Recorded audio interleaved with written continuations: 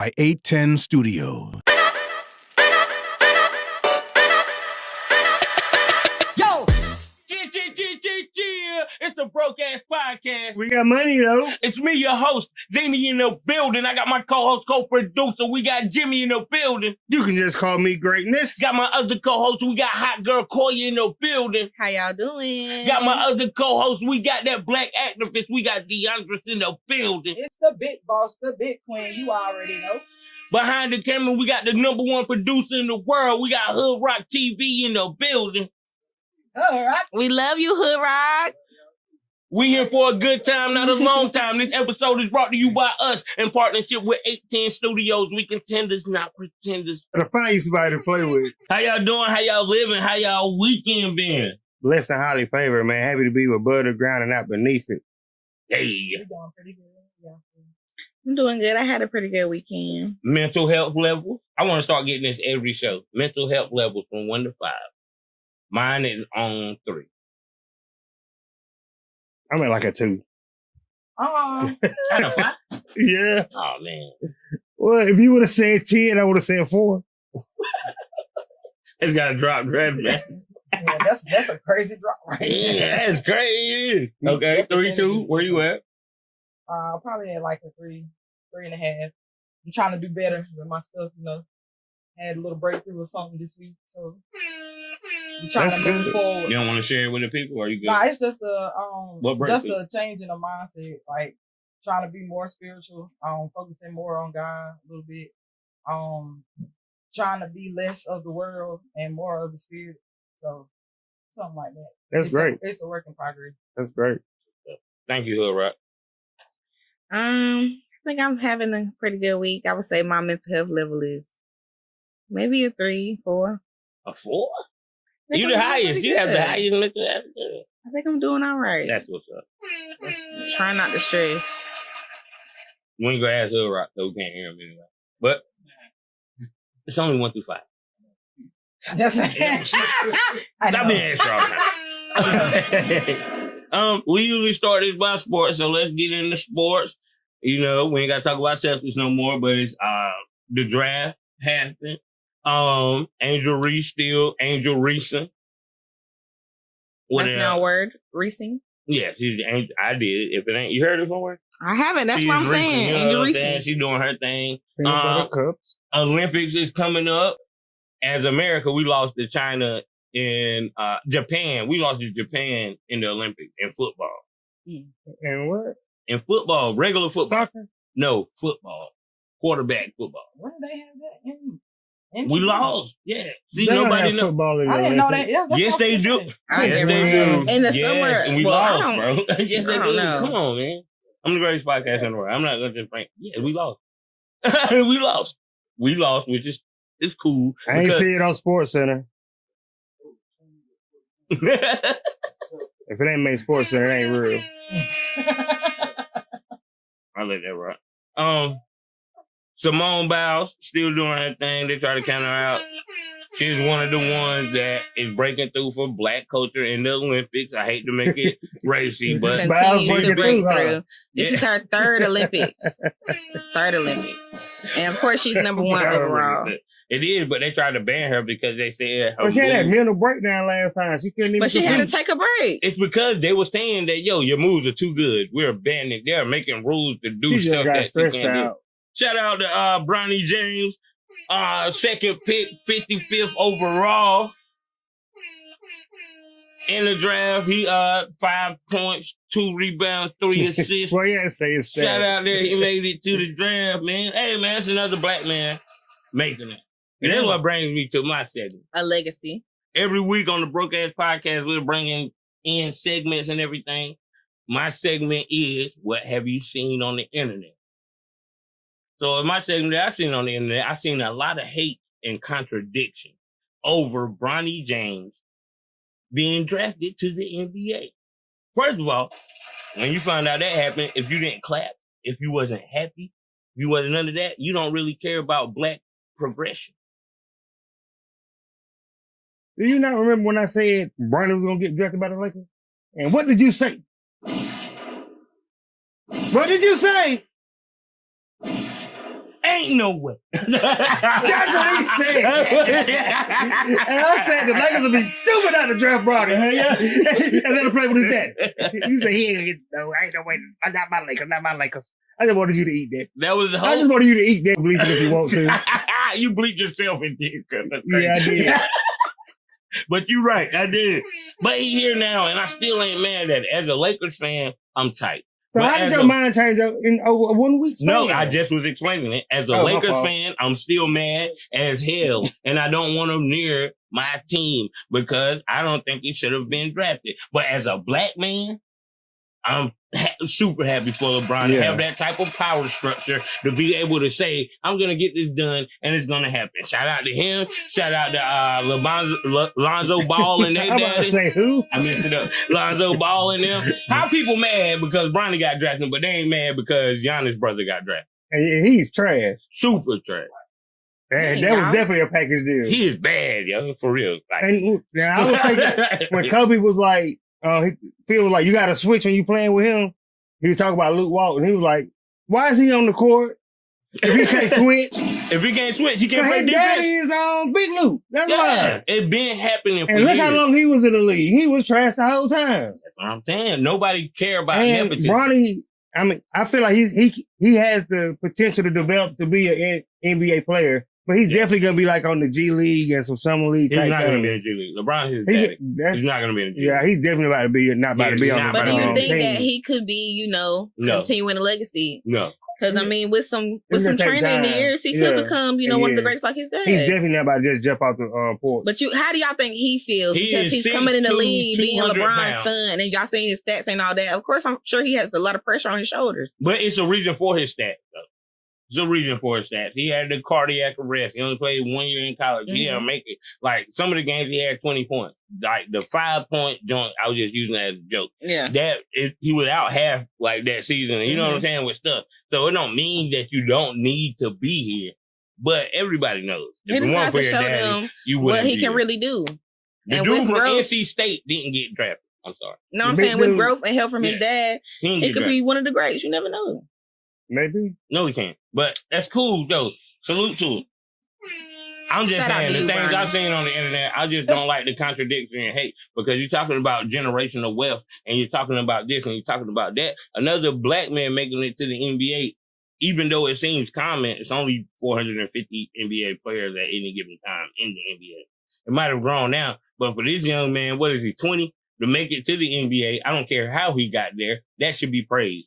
If you really care about black people, it should be praised. I think it's more so about the people that love the game and not even thinking about the racism aspect of it. Like, it's just more so we love the game, we care for the game. We know that he's not supposed to be right here because of how he's played in the past.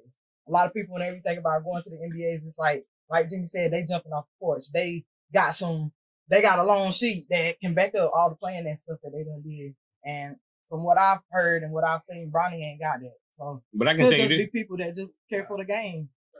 Hold on one time. I can tell you this: it's people that got drafted in the first round that only averaged 8 points, but they got drafted. Ain't nobody talking about them. They're not even talking about the draft. He got 50. He got picked second round, 55th pick. It's not that big of a deal, even though they planned it and set it up. You can have your conspiracies or whatever. My joint is, I hate that's contradicting. You can't say you for the progression of black people. Then when a black man do something, you desecrate it by, the only reason you got there, your daddy was there. Only reason you got there was this. That's crazy. But that's something he's going to have to live with for the rest of his life to fight those standards, saying that he's only here because of his dad. So that's probably going to push him even harder to make a name for himself. I'm saying he's getting there. To show that he's more than just LeBron James' son. No, he can't do that. He done ruin that. He should have stayed in college if he wanted to prove that. Good luck to you, Bronny. I agree with Michael. Everybody mad because Michael Jordan's son, Michael Jordan didn't have the power to get his son to there because his son played ball. His son played college ball. And so, can we stop? He averaged 12 points in college. Nah, Bronny's son averaged 5. Hey, I'm just saying. Okay, so nepotism. That's our next. That's where we're going from there. Why do you think teams select who they want? drawing themselves. No, because they believe. That's what I think too. We talking about teams. So why do teams draft? You know what I'm saying? The players that they draft. I think it's variations. I think it's a abundance of different reasons why they draft them. Speaking of the Bronny thing, you're supposed to draft people that the better your team and everything. But everybody knows if you pay attention, and it's dying out, bro. Competitiveness is dying out. And that's a problem for me. Like, it's more about the show. It's more about this. It's more about who gonna bring this, who gonna get me followers on this, than the actual sport or the competitiveness of the game in any sport. That's what I was gonna say about not competing no more, bro. The Lakers signed Bronny Jame, bro. Why? They're gonna get not to win, to get in the seats. You know how much his jersey sold out? He just sold over 1,000 jerseys. What's his number? 9? I think it's 9. I'm not sure. I want to say 9, but I'm not sure. Who are the Lakers? Austin Reeves, Hachi. Bachi. No, here at forward. D'Angelo Russell. D'Angelo Russell better than Bronny. He about to go. Yeah, he got to go. Make room for it. Man, stop. Bronny is not about to play, We bro. ain't cared about winning in a long time. As a Lakers organization. We haven't cared about winning. No. I'm talking about the people that's there, not the fans. They haven't cared about winning in a long time. Since LeBron got there, it been boom. Bring it to the streets. Bring it to the show. And I'm going to do this. I'm going to give you... They don't really care about winning. We ain't had a coach in the last 10 years that been a coach more than a year. Like, it's bad, but I ain't want to get into that. Let's go to nepotism. Has nepotism ever affected you on a day-to-day basis in your life? I don't think so. On me in a positive way. How has it affected you, Deontay? It just makes me feel like I'm working for real. Whoa. Because this is... I'm going to tell you, let me give you the breakdown. Like, okay, so I've broken barriers. Like, I've done a lot as far as my education goes all throughout my life, and really have, been the one to set the example or to set the little gateway or the goal for a lot of other people, being the inspiration to a lot of other people. So for me, my work is my pride. So whenever I go into a job and I can see somebody that's, way less qualified than me come up and just boom, they can get the office by themselves. They can get the pay that they want just because of the fact that they know somebody, or they daddy got somebody that work at the bank that we put all our money into, or, it's already set in spots for them whenever they in high school, but I've had to work for everything that I got. But at the end of the day, my reward is not what it should be. So it just make me feel like, dang, you doing all this for no reason. So you feel like that it's affecting you in a negative way because there's people that's being advanced higher than you in your work situation because of people they know. I would say in that aspect is a negative way, but I also posted the other day, like, it's motivation too, because it makes me like want to put myself into the position. So you could be the person that they know that you can pull somebody up. That's the goal. So a lot of people don't think like that. How about you, Michael? I think exactly like that. I'm fine with it. I've been passed up for jobs before I got my job now. But I knew what it was, and I seen what they did. So I was like, let me go ahead and try to do that. And it wasn't nepotism that got me my position. It was work ethic. And I knew somebody. That's nepotism. No. Nepotism is family. It's not, it ain't just family. It's friends. Oh, so it's what now? Yeah. Sometimes it's about who you know, man. It's not about what you know. But don't let that shouldn't discourage you. I think it's about 75-25. Like you said, it was motivation for you. Mm-hmm. Yeah, I'm with that too. I had my days where it turned me down though, but yeah, it's more so motivation. So it's more so motivation, but it's like I don't like it because people act like if they couldn't do it, they wouldn't. I feel like DeAndre's do because I feel like I want to be the person in the position to help somebody out. You know what I'm saying? I don't want to be and I ain't gonna be the person that's gonna just give you no job because people ask me now, hey, they give me a reference and I tell them quick, like, nah, bro. It's like my name's strong. I ain't been to work in probably 8-9 months and people still ask me to get them references. why wouldn't? What would make you not give a person a reference? They work history, me knowing them, knowing they ain't going to work, knowing they have 2 or 3 jobs a year. Like, you're not going in there and telling these. I'm not about to tell them you gonna good work and gonna be to work on time. Right. But I know that's all they really want to know, Jimmy. They keep a job. Yeah. Is that gonna be to work on time? Nope, don't even hire them because don't even put my name on it. You don't even want your name. But if you do, if you're a good worker, I don't care if you work at McDonald's. You've been working at McDonald's for 2 or 3 years. You've been going to work. Yeah, come on out here, bro. We can get you a little bit better job. You know what I'm saying? Yeah, I put you on, but if I know your work history, I'm not about to. And then the people be looking at me like, Jimmy, I thought you said he's gonna come to work. And then they might have me train him. He be supposed to be in my department. He ain't come to work. Hey, I'm having to work harder. Right. You know what I'm saying? So no, I'm not. And then I don't know what it would be called, but the person that's doing the nepotism, I guess it'll be the nepotizer or whatever. But the person that's giving out the nepotism, whether they own their own business or not, you still have to think of that way. I'm still going to view your work history and what's the name because now I'm hiring. If I hire you, hold on. I'm just saying that's how I would approach it. If I hire you at boom, I'm going to hire you to be the manager of my company, right? It's my company, right? You can't go in there and do a BS job just because you're my nephew. You're going to do a messed up job. Come and run your crew or whatever. But see, this is the thing with that. So, like, a lot of people have a whole bunch of other different connections and stuff within their own businesses. So, as long as they can keep this person in here, that's all that matters. Like, yeah, I'm going to talk to you about messing up sometime. But that person can still mess up and they still getting fulfilled in other places because they need the quota or they need the diversity mark or whatever it is that they need. They can still reap the benefits off of it. So It's not just about just the work ethic. At the end of the day, it's about just actually having that person in there, keeping them in it. So Nisha, if I was the CEO at a business and I bring you in as the general manager, but this other person had a degree in business management or whatever, but I didn't know him. Mm-hmm. He was more qualified than you, but I trust you more. Mm-hmm. So I get you in there. How are you going to take that responsibility? I know, but how would you take that responsibility? That means you got to prove more. Of course. I just turned down this. I feel like people that get jobs in that way or that get, clients or projects or even, talking outside of the job place, when you're placed in that position, you should work hard to show people that are thinking that, hey, they just got that because you're this. You need to show them what you're here for. You need to show them who you are. Would you be able to be to work on time? Yeah, if I need to. Yeah, you need to. Don't do that. Don't do that. I'm just thinking because while y'all were talking about work, I was thinking of, me being a hairstylist, it'll be like client based really. Like just the other day, I'm not going to say no names, but just the other day, it was a situation where I was somewhere and I see somebody getting their hair done. And of course, I know that I could do it better, but I wasn't the person that you asked. What'd you say? It went through word of mouth that they'll get this person to do it. So I just sat there and I watched.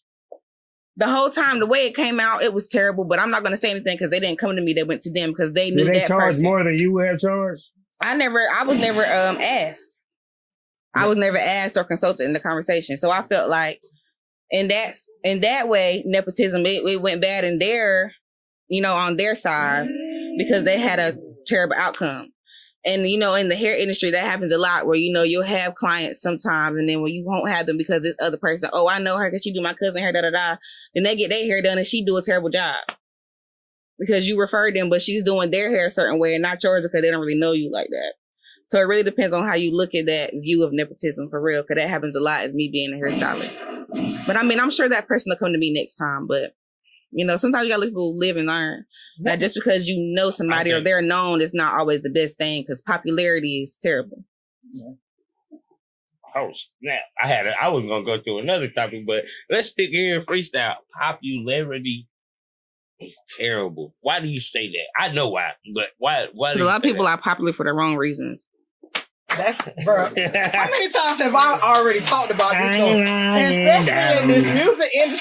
Bro, how many times? Oh, Lord. How many times? Come on, if we're going to talk about it, let's talk about it. I don't frown upon the music. I don't frown upon the music industry in Clinton, but I think that's all together. It is. It's always a popularity contest. It is. Because the popularity gets you the fans.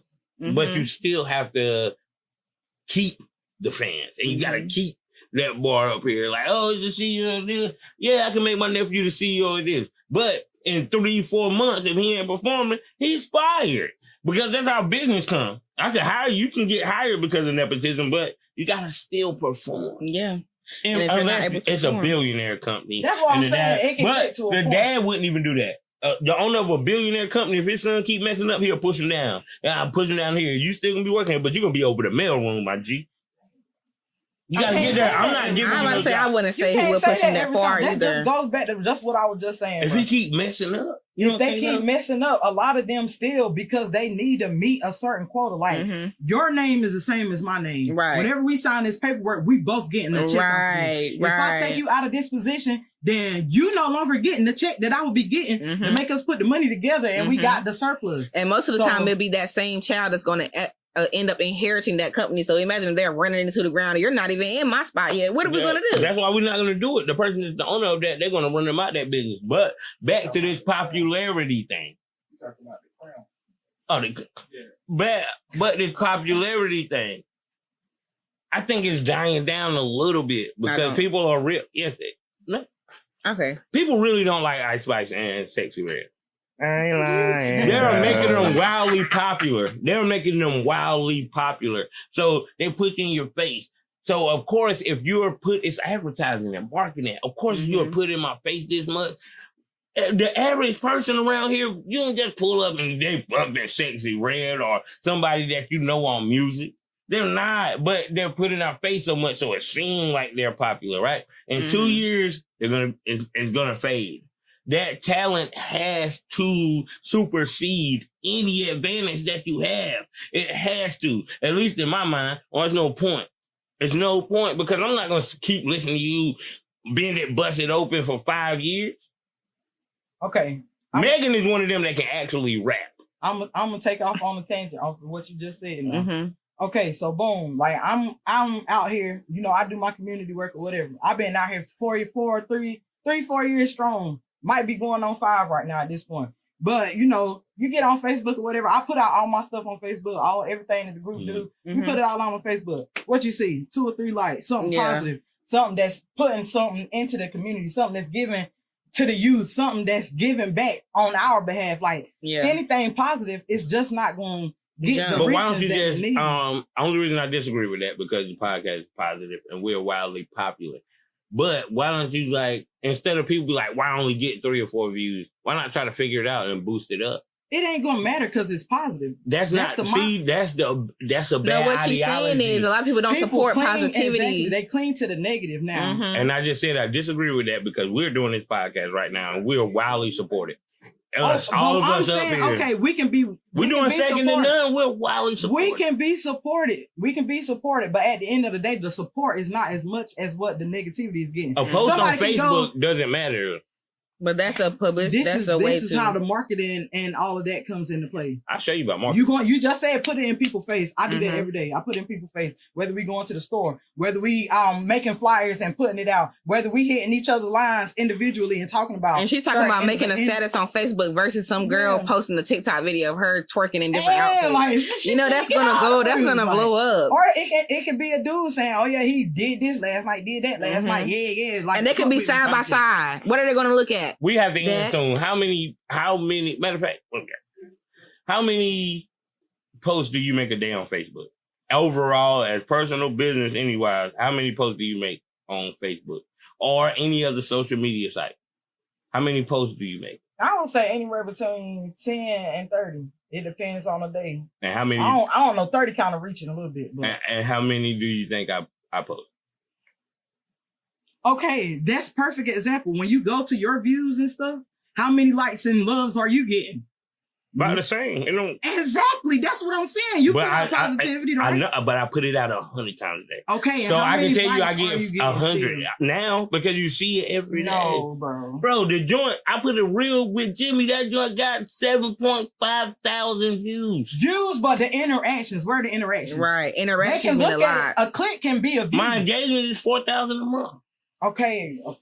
I just don't want everybody to exude negativity when it's not always negativity there. You got to look for it. You can expect something a lot for a little bit. The reason I asked the question about how many times are you posting, not to see how many likes you got, to see, boom, I'm going to do it.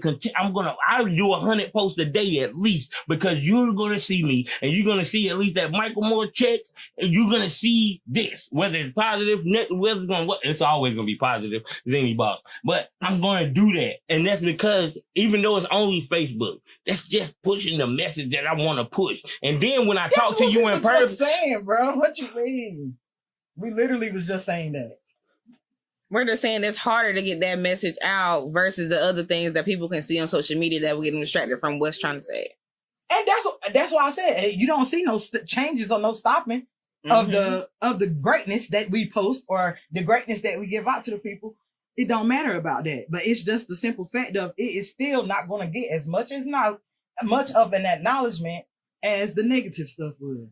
And not even just saying like people just speak on negative or whatever, but it's just the fact of how it come out or the presentation of it. It makes it seem negative, but people cling to negative stuff. That's just how it's always been. We in this award-winning show by giving shout-outs, man. I would like to shout out my whole BAP family. Shout out 810 Studios. Shout out Hood Rock. Shout out my little sister Nisha. We had a hell of a morning, my nigga. I'm telling you now. Shout out to my mama. Shout out my mother. Shout out my cousin. Shout out to everybody that rock with what we doing. Positivity is all we own. It's the Broke Ass Podcast. I'm your host, Zany. I love y'all. Yo. I just want to say thank you everybody for supporting us. Second to none, we ain't gonna stop. Let's keep one foot in front of another one, and you gonna go one way or the next. But, shit, how you gonna live? Hey, it's on you, baby. It's on you. Oh, okay. Shout out to God, making all things possible. For without him, we are nothing. Shout out to him for clearing my vision this past week and helping me to see a whole nother light. Try to make myself better, and that's what we all should be striving to do right now. Being a little bit better than we was yesterday. So shout out to y'all for watching us and supporting us. We thank y'all. We love y'all. Shout out to Big Prince, of course. And I want to shout out to God, like my sis said. Things be happening, life be lifing, like they say. Hold up, stop. Hey, yo, Prince, we ain't cool right now. My bad. Like they say, life be life, and then sometimes you feel like everything is in your way and trying to stop you from going, but you got to keep telling yourself you're going to get through this, you're going to keep going. And I've been going through that, so I want to thank God for getting me through it. Thank you for my mom. Love you, baby. Shout out to my cosmetology girls last week. Exams this week. We got it, baby. You know. Shout out to the BAP family. We love y'all. Thanks for the support. And shout out to Second to None. You already know food so good make you want to smack everybody. You know what I'm saying? If them reels ain't bending, you ain't winning, baby. We out. Really ain't tripping like I really be like rocking like this is what up. Yo, I'm trying to get it like LeBron James. Play the game mid-range, let it hang like LeBron James. Trying to take him out the dribble, trying to kill him like LeBron James. Work the manifesting life through what I do on these songs and kick it right back through the phones on the side of your dome. I'm trying to get it like LeBron James. Play the game mid-range, let it hang like LeBron James.